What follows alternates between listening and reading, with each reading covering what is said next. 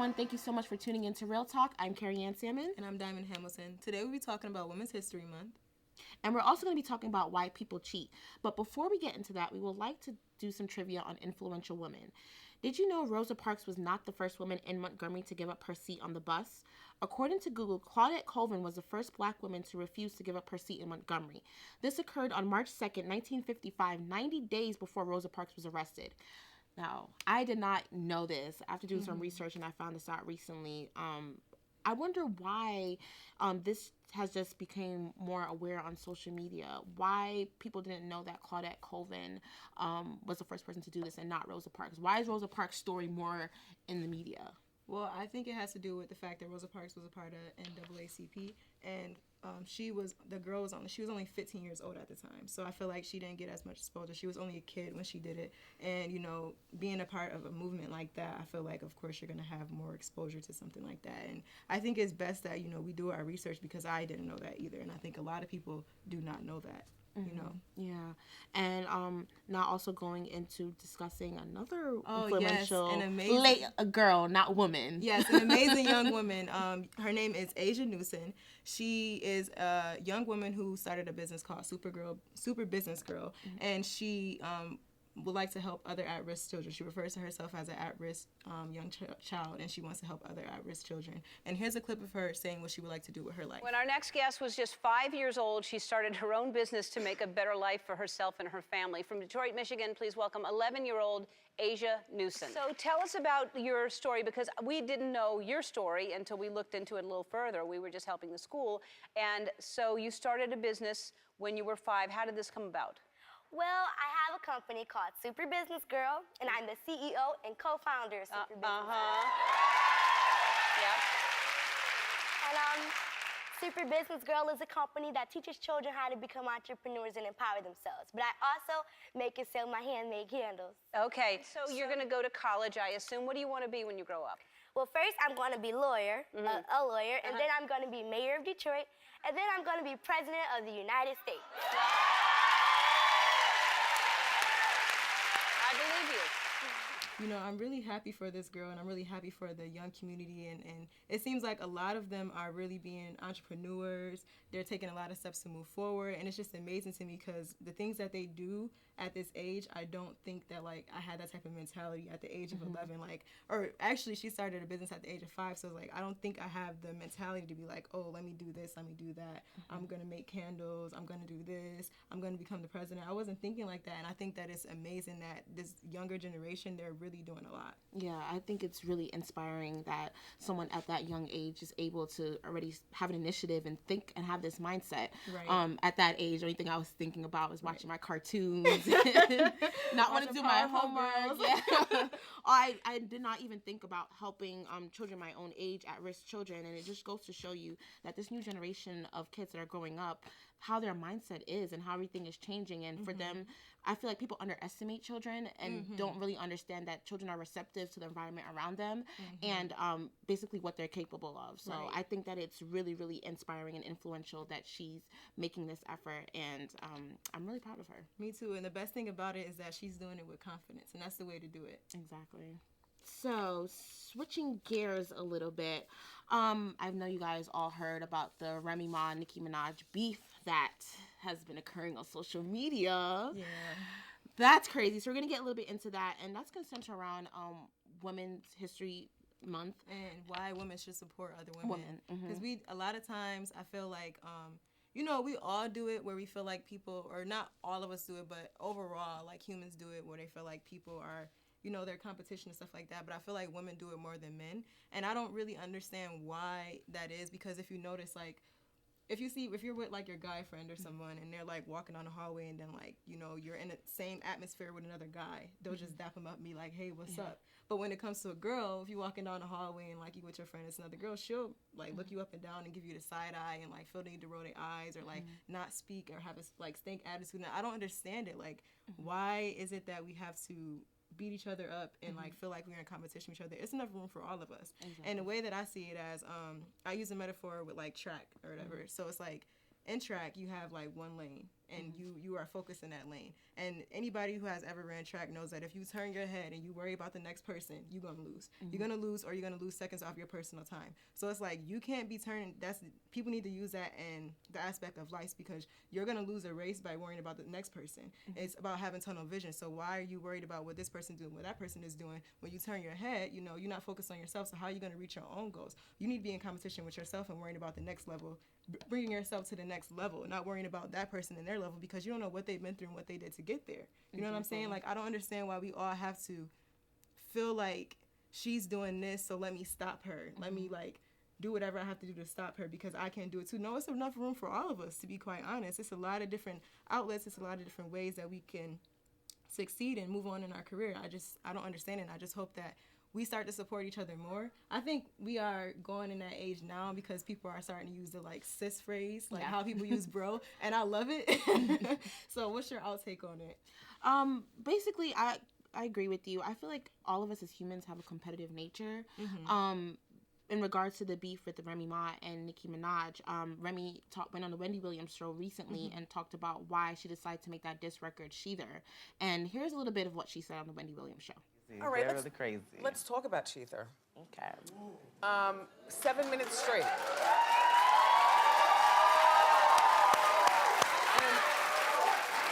a lot of people have very short attention spans for 7-minute songs. But I stopped, started, repeated, stopped, started. I fell on the floor, I got up. I crawled to the telephone to, call somebody. I mean, but why was Nicki targeted? It wasn't that she was targeted. With people who don't understand, I hear people like, we're waiting for her response. Like, that was a response. She started. And then, I feel that it's weird because she's been doing this to a lot of females, from Little Kim to Mariah to Taylor to Hannah, and no one says anything. What is it that she does? Well, it wasn't necessarily, the little subliminal stuff on records, because I didn't care. I don't care about records. And, I'd spoken to her before, like, whatever you say, you're supposed to say you're the best and none of y'all better than me, whatever. It was the behind-the-scenes things that you people would never know about, as far as trying to keep me off of red carpets and trying to make sure awards don't go to me, or she's not going to be in attendance, or trying to get people to make bad reports about my album sales, or just anything that I'm doing to make me look less and make her look better. And I have a problem. When you're trying to stop my bag, when you're trying to stop me from taking care of my children, now I have a problem with that. Now, I am kind of sympathetic to Remy. If in that instance she felt that Nicki Minaj was trying to take away her coins, I honestly feel like that's a boundary not to cross, where you try to, like, take money away or take money out of people's pockets. So if that's the main reason why she decided to come at Nicki Minaj, I could kind of understand. But I don't like how social media is kind of hyping up that beef and not really putting a stop to and saying, hey, we shouldn't be against each other. We shouldn't be fighting against each other. There's enough room in this industry for all of us. We should want to uphold one another and say, Nicki and Remy should both say, we're both rappers. We can both be in this game. We can both be successful. And to be quite honest, I think they're both in two different ball games. Yeah. I'm not trying to come for either one of their careers, and I think they're both amazing people. But at the end of the day, Remy Ma is like a rapper, and Nicki Minaj is like pop. So why can't you guys do a collab together? Why can't you guys work together? Why can't you guys do music videos together? Why do you need to be against each other when, for one, the type of music you make is completely opposite? So I don't like that because, there's not a lot of female rappers at the top.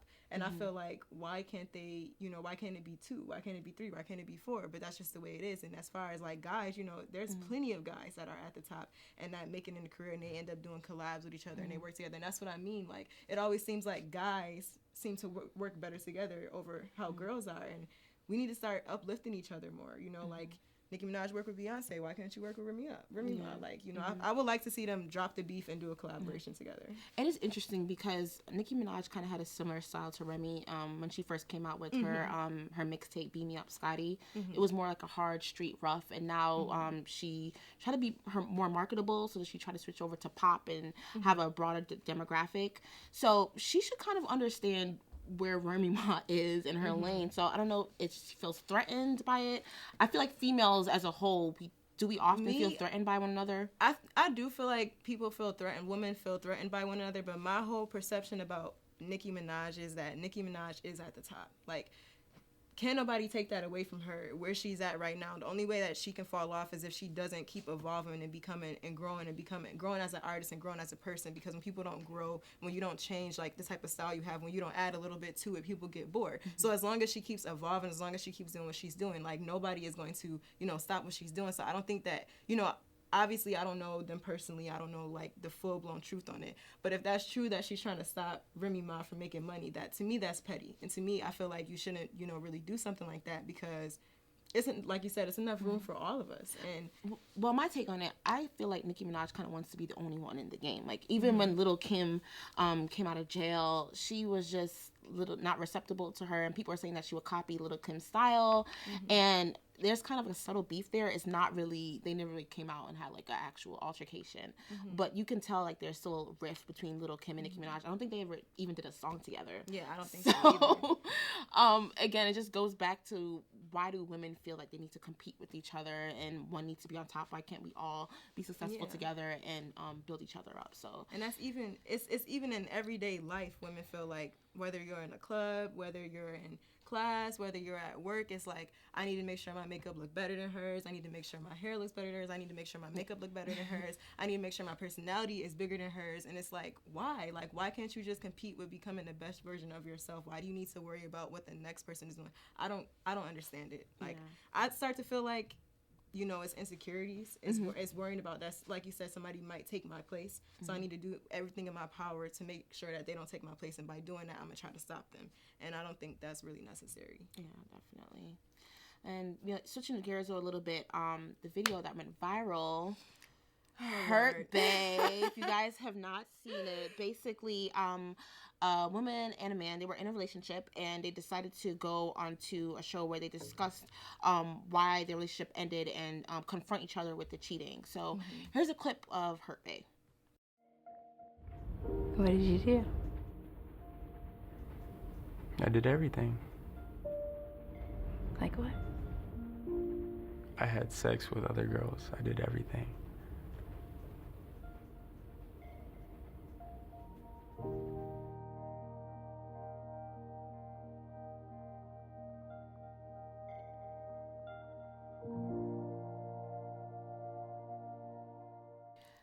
So, yeah.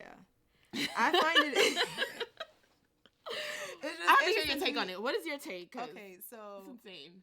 If I walked into my boyfriend being with another woman, I would not walk away and cry. I know that for sure.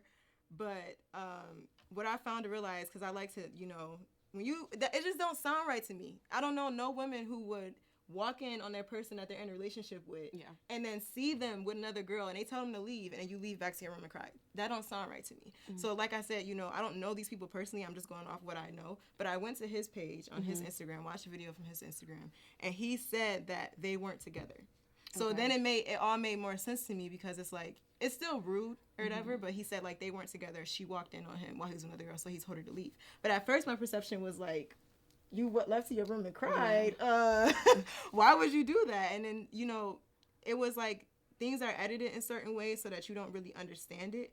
And also sometimes people don't tell the full story, so you don't know exactly why something happened. But that sounded really fishy to me. And then my other thing is, I feel like a lot of times we judge each other for when people stay in certain relationships and we like, they'll be our friend, like, oh girl, you stupid, like why don't you leave him? And then you see like stuff on Twitter about like how like, oh, I told my friend I'm leaving him, and then my friend sees me with him and like they making a side eye at me because I said I was supposed to leave him. And we judge our friends a lot and stuff like that. But I feel like it's different once you're in that position. I feel like everybody's tolerance level for what they will deal with in a relationship is different. Like me, I just cannot deal with somebody cheating on me. Like, you have to go. Yeah. So to the left. I can't deal with that. Like, if I found out you're cheating, I'm sorry, it can't work because I can never trust you again. Yeah. And certain people are more, forgiving to something like that, and they feel like they can make it work, and they feel like they love a person enough. And you know, maybe she wasn't ready to leave. I feel like even if you tell your friend to leave, I know we all have been in that position where it either has been us or our friends, and they've been telling us like, oh, you need to leave, or we tell them, oh, you need to leave. And we know that it's a very unhealthy situation, but they don't leave because they love that person. You have to be ready to get up and leave on your own. It doesn't matter what somebody says to that person. So I think, like, I understand people saying like, oh, she was stupid for it and stuff like that, but understand that you weren't in her situation and you don't know, you know, that could have been her first love, anything. Like, you don't know why she was so attached to him, and it's sad that she went through that, but it's so easy to judge when you're not in the situation yourself. Like, you may not have experienced a love that you think that, oh, I can leave him, like, whatever, but you never know until you're in that actual situation. Right. And I went to social media to ask people, like, why do you believe women or men cheat? And the first person to comment was my mom, actually. And she was just like, it's in our DNA. Like, it's human nature for us to cheat. That humans are never satisfied, and we want to go beyond what we have and just explore, because we want to figure out the what if. What if I was with somebody else? How would this turn out? And I mean, part of me kind of understands that, but at the same time, if you're gonna cheat, then why be with the person? Why stay? Just leave. Okay, I have an answer for that, because I went on my Instagram and I asked people, why do people cheat? Yeah. And one of my friends, Zasia, hey Zay, she said that, well, you know, she did what she did because the person had did something to her, so she felt like she wanted revenge. And I was like, just leave then. Yeah, but like I said, everybody things is like different. She said that, you know, the reason why she stayed is because she was still attached to that person and she was hurt by what they did. So, you know, she wanted revenge, I guess. And, you know, people have different reasons why they stay, but I don't know. And, you know, someone else said, Greg said, men cheating is based off sexual desire for another woman. Women missing something, women cheating is more of an emotional thing where she's missing something from her current relationship and is getting exactly with someone else and more. So my whole thing with that is, I believe that partially be true, but I don't like that double standard. Yeah. Because I don't think it's fair to, like, if we did the stuff that guys do, they would leave so fast. So it's like, for them to sit here and say, like, you know, oh, you cheating is worse than me cheating. I don't like that, because it's cheating is cheating. Wrong is wrong. A sin is a sin. So why is it that you can cheat and because you're just doing it for sex and it's not an emotional attachment? It's I don't know. How do you feel about that? It is a double standard. With our society, a lot of stuff are double standard. If a woman cheats, like, she's persecuted by society. Like, oh my, she's a whore, she's a slut. And if a guy, oh, that's just him. He's the man. He's getting girls.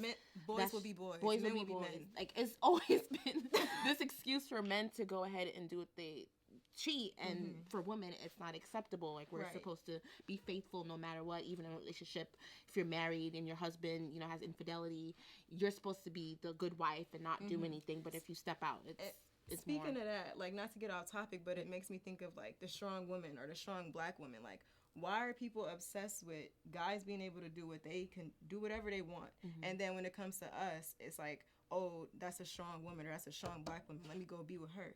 Why do I have to struggle or suffer for me to be some prized possession? Why can't you just care about me and, like, love me and all this other stuff without me having to go through this? Why do I have to go through all this for me to be respected? Yeah. That's not fair that women have to go through all this to be respected and guys can just treat us like dirt and run over us, and it's like, oh, he's just a man. Yeah. He's just a guy. Like, and I've been seeing more on Facebook how in other countries women are getting acid thrown on them. Yeah, a situation, I believe a woman, she had a guy talk to her. Like, I guess in that culture, you're not supposed to be interacting with men if you're not married. And like, her family found out and they threw acid on her. And this lady also got raped and she got imprisoned. Wow. For being raped. So it just goes back to history. We don't understand as to why it was set in stone that women are supposed to be this way and men are supposed to be this way. But I feel like as generations evolve and we're going, I do kind of feel this double standard kind of not being as strong as it was in the past. But, you know, women are still looked upon as... One thing that I have to say is being loyal is not a luxury, it's a standard. So I wish people would stop acting like, oh my God, like, your boyfriend is loyal to you, or I'm loyal to you. That's so amazing. I could be doing oh my God, gosh. I could be doing that. Okay, and I could be doing it too. Yeah. Like, it's like, why do people sit here and act like being faithful is just oh my God, it's just such a luxury. Like, no, it's actually a standard. I don't know if you guys forgot that, but. Yeah. This may be a little personal, but I want to know. So, have you ever been in a relationship where you suspected cheating or? Yeah, like when I was younger, my first boyfriend, he did a lot of like grimy stuff to me, but you know, now I don't really tolerate I don't tolerate any of that now because I'm older and I'm wiser now and stuff like that. But younger, I shouldn't have been in a relationship that young, and also, you know, it's a lot of signs. You know, you feel it. You feel it. You know when somebody is like doing something to you when they're going behind your back. Like it's a horrible feeling. And me personally, I feel like when people cheat, it's a very selfish act because I never cheated. So my whole thing is, if I can sit here and I can, you know, be faithful to you, I can tell this person no. I can tell this person no, I have a boyfriend. I can tell, you know, I can avoid it, and I can make sure that I handle myself in a way that you don't have to worry. You can sit back and you can be comfortable, and you don't have to worry because you know that I'm gonna be loyal to you. If I could do that, you can do that too, because everything I'm capable of doing, you're capable of doing too. So to me, to be quite honest, when people say they make mistakes, it's bullshit to me because you know what you're doing. You're choosing to be in the action, unless you're literally, you know, drunk and you blunk out and you're incapable of operating and thinking on your own. Then you know what you're doing. And if you're incapable of operating and thinking on your own, that's called rape. So, you know what I'm saying? Like, I just feel like it's BS. Like, when people cheat, it's BS, and I don't really... So let me ask you a question. Say, for instance, you're in a relationship for like 15, 20 years, you're married, and your spouse goes and cheats on you once. He comes to you, he's apologizing, begging to like forgive him. Would you take him back? Would you throw all those years of your life away? Do you think that taking him back is a form of weakness? Because I feel like a lot of women feel like that. Like, oh, if I take him back, I'm looked at as weak. So would you take him back, or would you be like, you gotta go? Well, like I said, I won't know. Like, I would never want to be in that situation. But you don't know until you actually in that situation what you actually can do.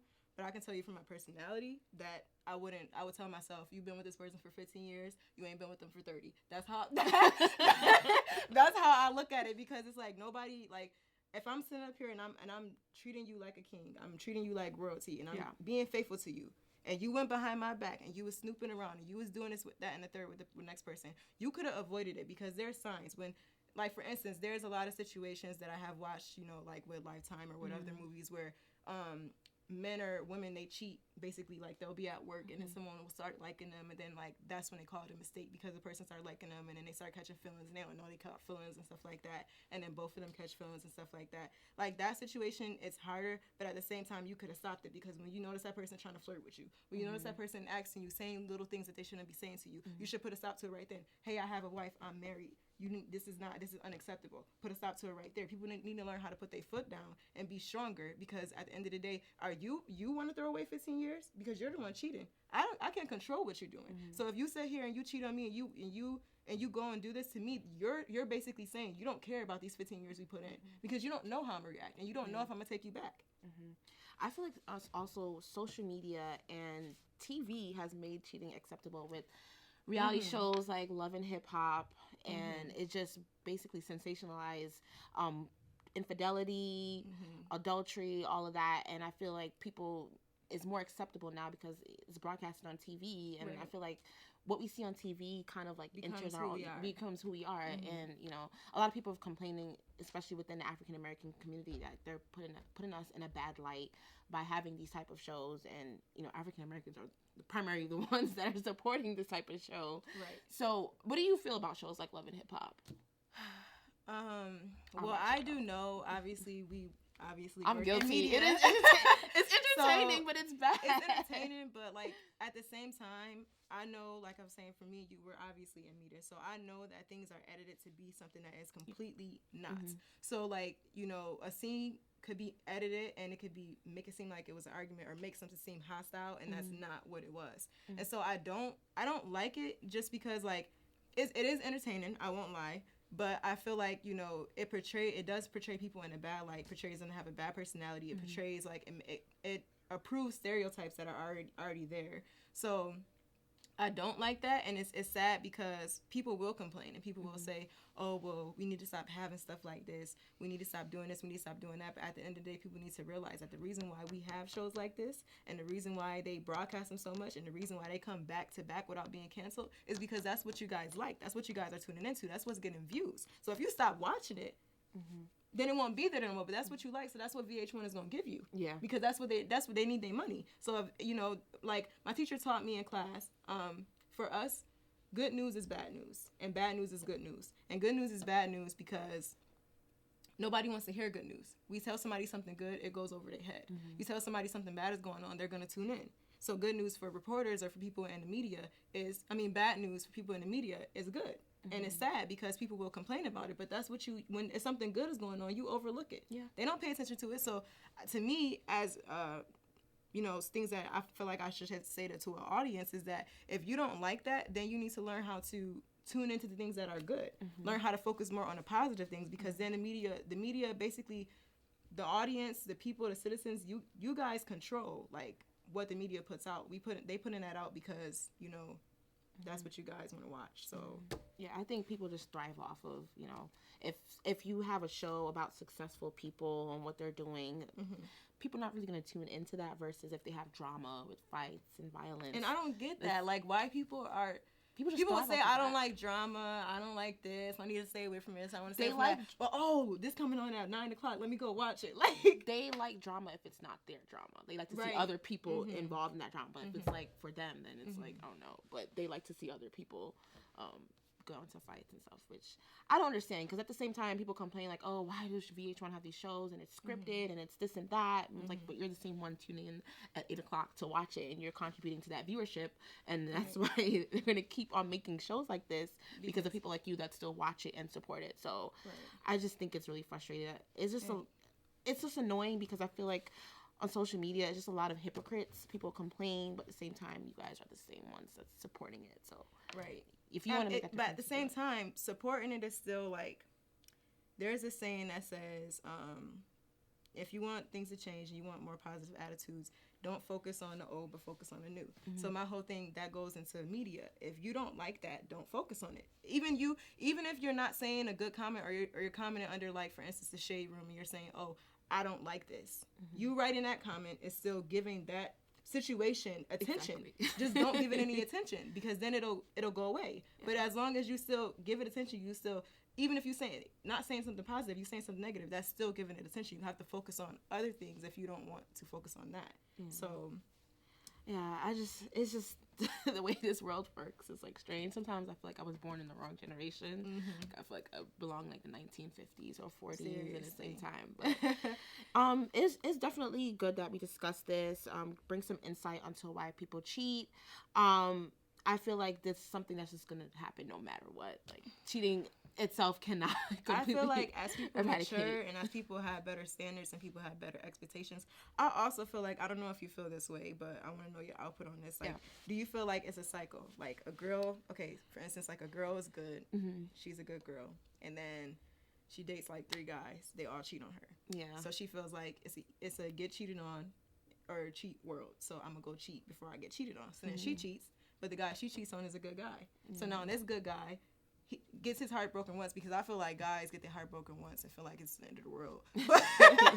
But like, this guy gets his heart broken once, and now he meets a good girl, and then he breaks her heart because his heart got broken, so now he don't trust nobody. Do you feel like... I honestly feel like it is a cycle. Like, I'm guilty of it myself. Like, when I've been in situations where a guy would not treat me right, and then the next person that comes along that is right, I treat him wrong because based on my past, which I don't think is fair. But in the moment, you're harboring all this anger and all this hate, and you're taking out on somebody else, sometimes not even knowing, and judging them based on your past relationship. So I do feel like it's a cycle. It is kind of hard to break. I feel like that's something that's just going to continue with life. People are always going to base new stuff based on their past. So it's not something that can just completely eradicate itself. It's something that's always going to be continuing. It's sad. I learned myself, and I realized from men telling me, like, oh, well, I feel like you're judging me based on past relationships that you had. And it's all about self-evaluation and growth. And the older you get, you realize, you can't really judge someone based on past experiences that you've went through, and try to give everybody that equal chance. Right. Yeah. It's hard. It's hard. I can say myself, like, when you try to go into a relationship, you know, just from my own experience, I can't speak for everybody else, but you try to go into another relationship, and then, you know, you think in my head, like, I'm not going to bring what this person did to me in this relationship. But the moment they do anything slightly that reminds you of that person, everything is brought back. And You're like, terrible. I'm gonna go through this again. Like, hell no, you gotta go. And speaking of switching gears a little bit, not really, but like Boot Bay. So there's a video about this girl who, you know, she was at, it was an auction. I don't know what kind of auction it was, but they were at an auction. And then she was going up to a guy, and the girl put her foot up and was like, you know, no, like, not my man. So here's a clip of that, just, you know, so you guys can see what we're talking about. We're going to start the bidding at $8,000. Now, here's a twist. I don't know if you saw on social media, but the girl that actually got booted, she said that she was actually going towards the girl, not the guy. Yeah, I seen that too. That? Okay, my thing is, I don't know what her real intentions were in her mind, but it didn't look like she was going towards a girl. It definitely looked like she was going towards a guy. And I feel like both parties are wrong, because like social media was talking about them and saying, like, you know, like how each side was wrong. And I feel like she was wrong because she seen them sitting together. So, you know, you shouldn't go up to a couple that's kind of asking for it. Of course, she didn't think that. I feel bad for her because she didn't think that it would go viral like that, and she started getting bullied. And I don't think nobody should get bullied like that on the internet. But the other the couple, I feel like, yes, couples should do things with each other. But if you don't want stuff like that to happen, why go to an auction? Like exactly. And the guy wasn't really like, he just sat there. Like, I feel like he would have let the girl come on to him. Like, it was the girlfriend that actually, like, did the kicking. But there goes to show that women were very hostile. Men. Don't approach my man. Like, don't look at my man. Don't breathe the same air. Nothing.